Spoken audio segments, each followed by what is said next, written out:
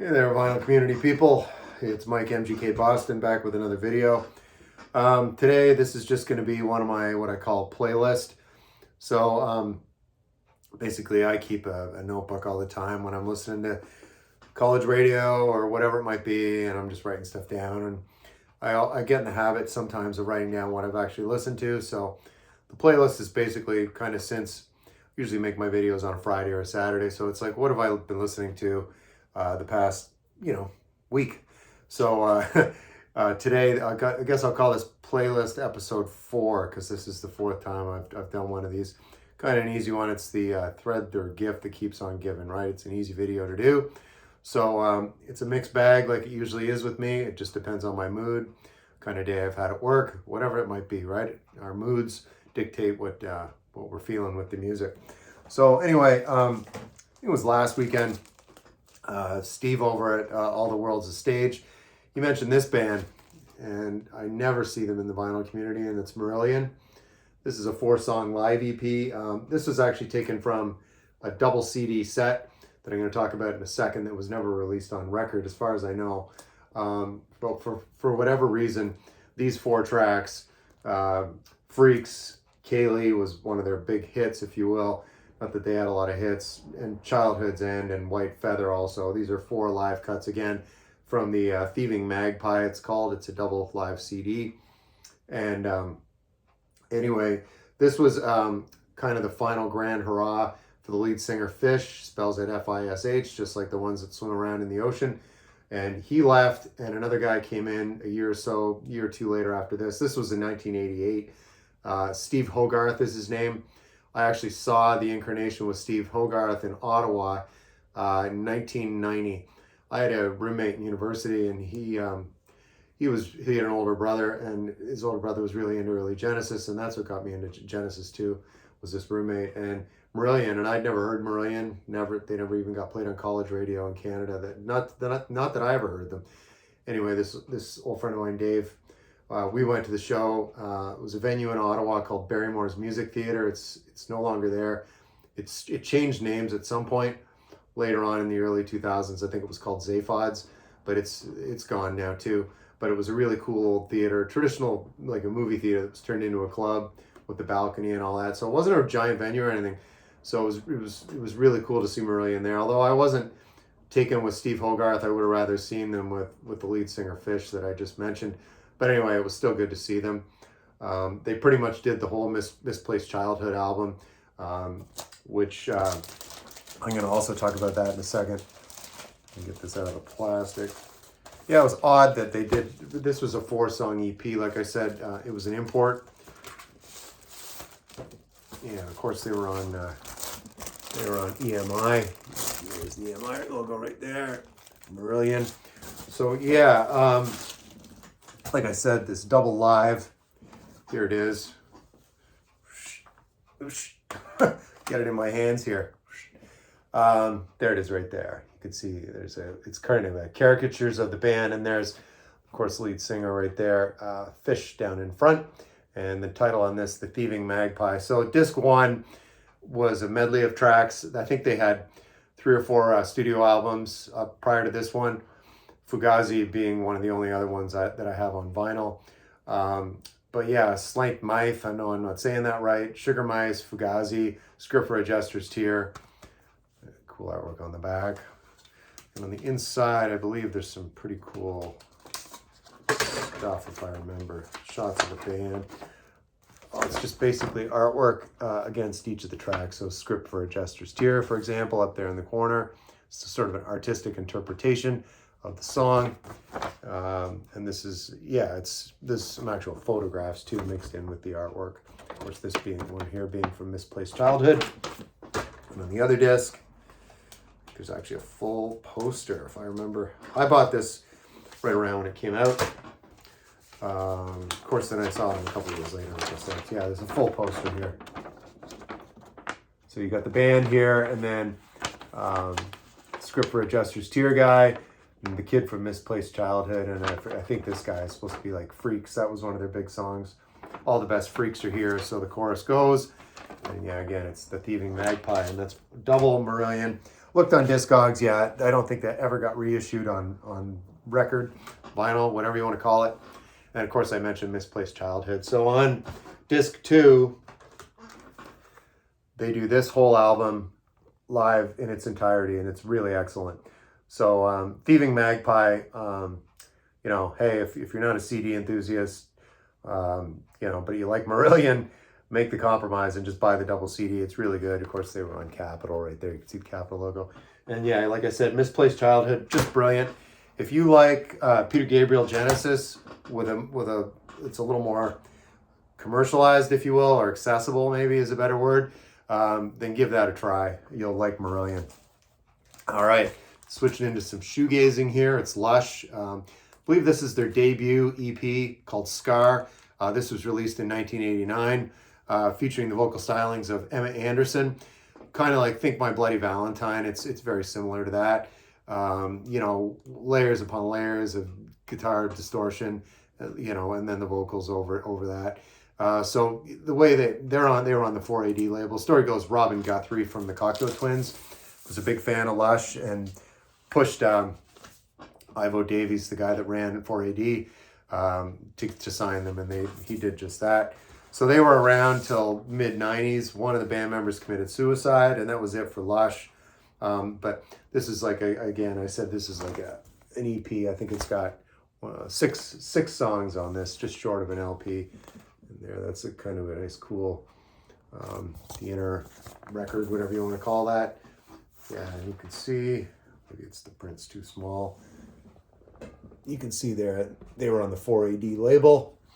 So yeah, that's Lush.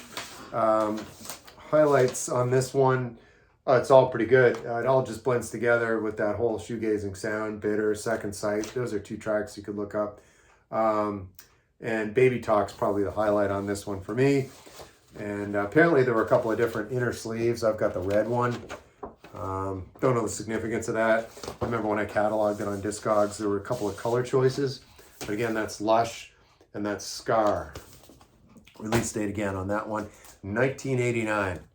So any of you that have been watching my videos the past couple of years, you know I'm a big Roxy Music fan. So this is basically when Brian Ferry called it quits with the band for good. I don't know, really, right after the Avalon album, actually, I do know, and that was 1982. They went their separate ways. Andy McKay was the sax player, and the other guy, Phil Manzanera, was the guitar player. And they formed this band called the Explorers. Yeah, you can see right here on the back. It's Andy McKay and Phil Manzanera. And then they brought in this lead singer, this guy named James Wraith. Never heard of him before, but I remember when this came out. And this got some radio play, not on commercial FM, but on college radio. The single Lorelei, and that's what this is. This is just a 12-inch single. The rest of the album was really forgettable, not very good. They could have taken it in a different direction, but I could just see these guys rehearsing new singers, and they picked this James Wraith. He's kind of a ringer for Brian Ferry, and it's just kind of light pop music. But this single, Lorelei, is a real pleasant listen, and you can see here it was written and recorded by the Explorers, recorded in Barbados and Ireland. So they spared no expense on studios flying around the world, but it just was a complete commercial flop, the album. Don't even ask me the name of the full length, but this again is just a 12-inch single, and it's Lorelei, and the B-side is a track called You Go Up in Smoke, which isn't very good, but it's an extended version of Lorelei, clocking in at 6:20. That's a really good song. Look it up. You might dig it. It's again, it's just like watered down Roxy Music after like an Avalon hangover. Avalon is such a good album. They kind of had to call it at that. Couldn't do any better. Shifting into some classic country, friend of mine, Randall Nelson. Please check out Randall's channel. He goes by Randy, but his channel's called Randall Nelson. Watched one of his videos earlier today, actually, and he did that 365 CGC vinyl contest where he had to pick 3 genres. And the last part, number 5, he did 5 classic country, and he showed one by this guy, Gary Stewart. He's another one you never see, and that's why I like Randall's channel. He does show a lot of classic country, and he does make some positive comments on when I do the same, because I'm a big fan of the genre. And that's why I just thought I'd show this one. This got a crack in the jewel box, but the CD is fine. Yeah, I heard Gary Stewart. There's a classic country show I listen to on, actually the university I went to, CKCU-FM in Ottawa, Ontario. They have a show on there called Friday Night Truck Stop. So Randall, go to ckcu.ca and you go to the program guide, and it's on demand. It's called Friday Night Truck Stop. It's a great show. I think you'd dig it. 2 hours every Friday, 9 till 11 Eastern Standard Time, or again, you can listen on demand like I do. That's where I first heard Gary Stewart. He's long dead. He died in 2003. Story goes, self-inflicted gunshot wound after his wife of a long time died. He was a hard, heavy partier in the 70s when he was hot on the circuit, but didn't have like the polished Nashville sound. He was more like a total honky-tonker. And this is a collection again of all those peak moments in the 70s. In the 80s, he kind of petered out, and then I think eventually he got off the booze. But this is the period between 1970 and like 1978, 79. So like they're all on here. There's 16 tracks on this. Out of Hand, if you want to look up, that's a good one. Honky Tonkin', Drinking Things, great. Quits is great. That's just about a marriage going south, of course, because it's country and western, right? Drinking, loving, crying, leaving, dying. All of those themes are covered right here with Gary Stewart. And this is the essential Gary Stewart. There he is there on the back. But yeah, he put out an album that same year that he passed in 2003, live at Billy Bob's. That's a legendary club in Fort Worth, Texas. I'm going to look for that one. I've never seen it out in the wild, but I'm going to start looking. And because I just never see Gary Stewart even at shows. I see a lot of other classic country, but you never see the Gary Stewart stuff. And if you like classic country, please look up that guy. He's great. Continuing with some other classic country. So the day I was listening to that, I was like, I picked this Johnny Cash album up at a show recently. I'm kind of good on Johnny Cash, but this is one of his best albums. And I saw this and I got it for a song. And it's in really, the record's almost in, I'd say, very good plus condition, which is something, because usually these are pretty banged up when you find them out in the wild at the shows or at the shops. So this was immediately in 1969, right after Live at Folsom Prison, and it's a mix of I don't know what I'd call it. It's a mix of like slow talking blues with some steam engine paced like country rockers, if you will. It's a real blend. There's John on the front and the back. It's the same photo. They kind of chinsed on that, right? Front and back the same, but whatever. It's really a good album. Doesn't matter. On the inside, there's some credits and the lyrics on the gatefold. Let's pull this out. Oh, you got the promo here on the inside, the original sleeve. So you can send away for the $1.50 and you get the Johnny Cash poster. What a deal, right? And here's all the other promo for all the Johnny Cash stuff on Columbia at the time, which was his label. See it right there. So yeah, If I Were a Carpenter is great. To Beat the Devil, that's a Chris Christopherson tune. Still on the theme of Carpenter, Jesus Was a Carpenter, that's another one. The Devil to Pay. Route Number 1, Box 144, that's a really nice ballad. So yeah, he gets into a bit of almost that spoken word kind of vibe on this in some of the songs, but slowing it down and telling the story. And that's what he was good at. I mean, he's one of the best, right? So it's Johnny Cash, and then just for giggles, came out same year as this one, rather, pointing in the wrong direction, and it's Live at Folsom Prison, 1969. I don't need to tell you about this one. You should know about that already. All right, here we go. We're all over, aren't we? It's Alan Parsons' project. Of course, Alan Parsons, if you don't know who he is, he was a long-time sound engineer at EMI Studios, Abbey Road too, which was, I think, one and the same in England, and was involved with Pink Floyd Dark Side of the Moon. Probably that's what he was most famous for. Then he decided to form his own outfit, Alan Parsons Project. He doesn't sing. A lot of people think it's Alan Parsons singing. It's a guy named Eric Wolfson, and he's a really good singer. And Alan Parsons plays keyboards, piano. That was his thing. And then again, a bunch of other session musicians coming and going over the years. He's still alive. I mean, I follow Alan Parsons on social media, and I don't know what he's up to these days. I think he's maybe in easy listening territory by now. I haven't bought an Alan Parsons album in a long time, but I do have 3 or 4 in my collection. And that's what one day last week I felt like listening. This past week I felt like listening to this one.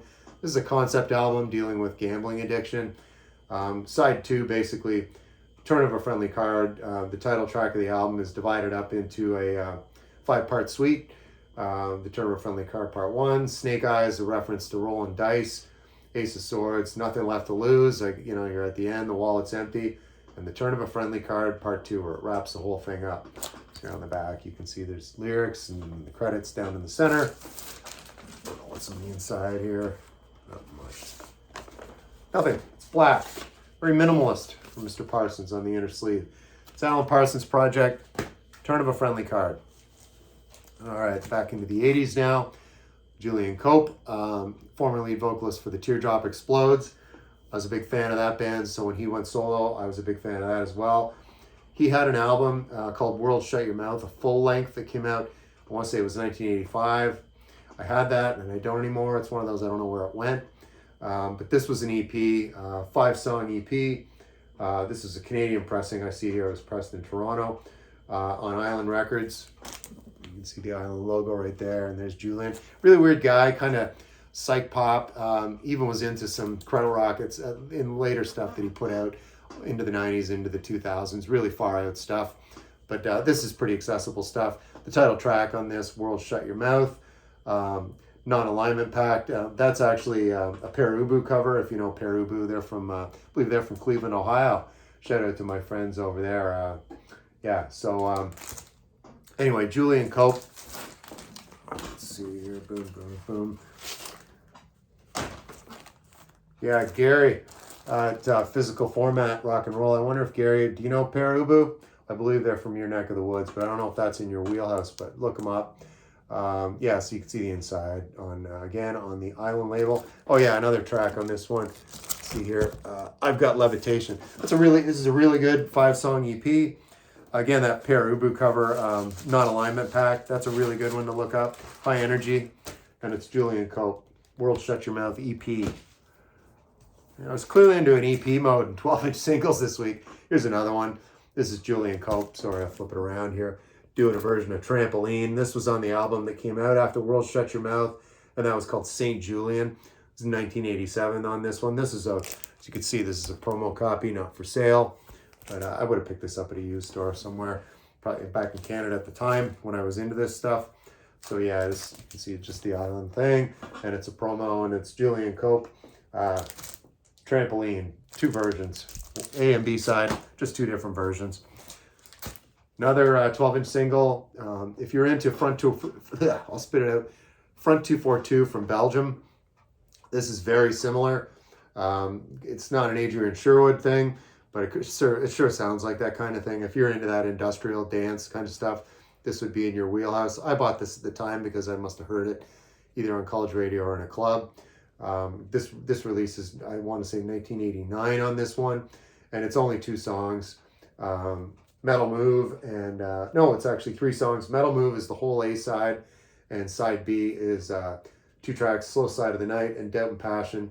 And it's 2 guys. It's like, and they're running samples and loops in the background. Drum machine, Paul Taze on vocals, and Rudolf Heck on guitars. That sounds Belgian, German, that name. Cool logo. I thought I'd show the inner here. Some indie label from Belgium. Never seen it before or seen it since. Antler Records right here.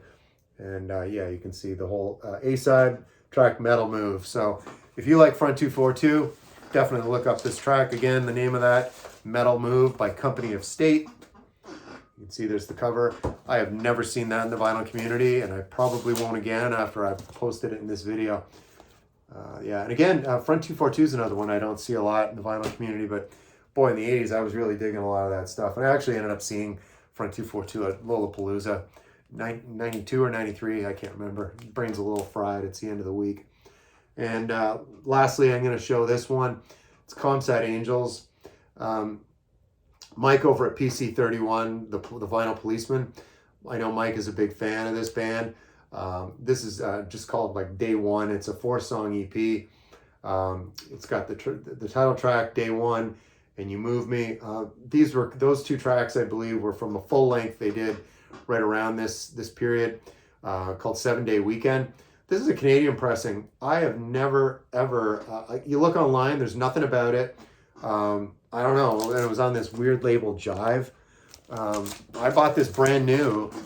I remember the store I bought it at, Shake Records in Ottawa, a million years ago, and never seen it since. So yeah, again, you can see there's the logo, Jive. And yeah, You Move Me, One Good Reason. Really excellent. Great band. So Mike, PC31, Vinyl Policeman, go check out his channel too. He's got a lot of cool stuff going on. And Mike, please, if you watch this video, make some recommendations in the comments below. I'd like to dig a little deeper. I hadn't listened to this in so long. When I say so long, I mean probably 30 years. And you can see it's almost in, you know, I'd say this is near mint condition. Only been played a few times. You can see here down at the bottom in Canada on that Jive label again. Mike, if you know anything about that, I'd be curious, because again, online, I couldn't find anything about that.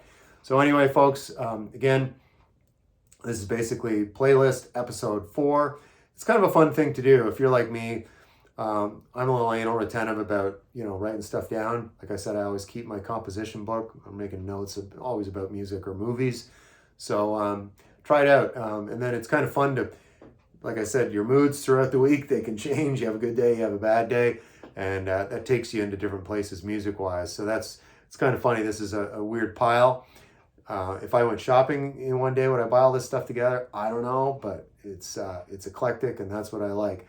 So folks, it's Friday. Have a great weekend. We're heading into a bit of a deep freeze, but I'm ready for baseball. Preseason's kicking off. I believe there might actually be a Grapefruit League game I can watch tomorrow afternoon. Games don't mean anything down in Florida, but it's just makes me feel the good weather's coming. So anyway, Rob, good luck with your Blue Jays this year, Rob, at Northern Revolutions. Retooled Red Sox are coming after you. Have a good one, folks, and I'll see you next time.